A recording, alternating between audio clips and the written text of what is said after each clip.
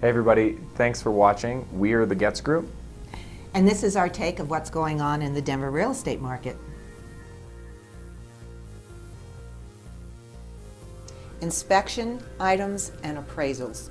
Appraisals not coming in where a buyer's willing to pay for it, and buyers being picky and trying to beat up the sellers over inspection items because they feel that they paid too much for the property. Another issue sellers are facing is that they can't find a replacement home, and the offers they write may not be accepted because they have to write contingent on the sale of their home. If you're considering buying right now, I wish that I could tell you that you are out of the mayhem that was the first half of 2013.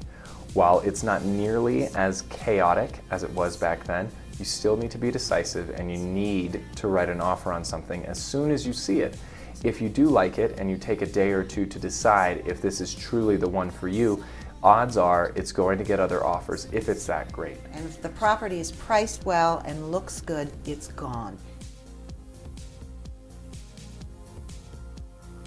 So what we're seeing now in the highly sought after hot neighborhoods is that instead of flippers coming in and doing cosmetic updates to the properties, we're seeing flippers come in and add additions, or builders come in and scrape the entire thing and build a new property. So we're seeing a lot of value added to these neighborhoods.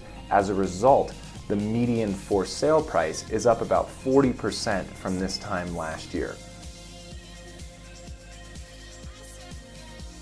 If you're interested in finding a property where you can add some sweat equity to it, the project, the fixer-upper, that you might not be doing the renovations as soon as you move in or before you move in, but slowly over the next few years, you're going to have a hard time finding anything. Most of these properties have been bought up by investors, or they've been purchased in the last couple years and they've now been redone, scraped, etc.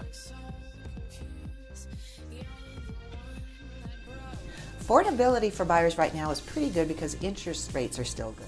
The days on market is still crazy low. That is due to interest rates staying relatively stable around 4.5% for a 30-year fixed rate mortgage, and inventory staying still pretty low, somewhat of an increase from earlier in the year. I think we're going to see rates go up in the next few months as the government stops investing in bonds. Should interest rates go up, we're going to see prices start to cool off. It doesn't mean that they're necessarily going to drop, it just means that they're not going to climb at the crazy rates that they were doing in 2013. This is because the buyer pool for a particular seller is going to decrease should interest rates increase. The only thing to give, if they still want to sell their houses quickly, is the purchase price. How it affects the buyer's ability to buy as interest rates grow up is it brings their buying power down. Every time a rate goes up 1%, it eliminates $20,000 worth of buying power. What we've been saying for the last few months still holds true. If you're considering listing your home, we suggest that you fall into one of two categories. Either you don't do any updates if it needs updating, or you do all of the updates. Don't do in between. It's not going to be worth your investment on the sale of the property as much as it would be if you did everything in the property and really max out your value. Hey everybody, thanks again for tuning in and watching.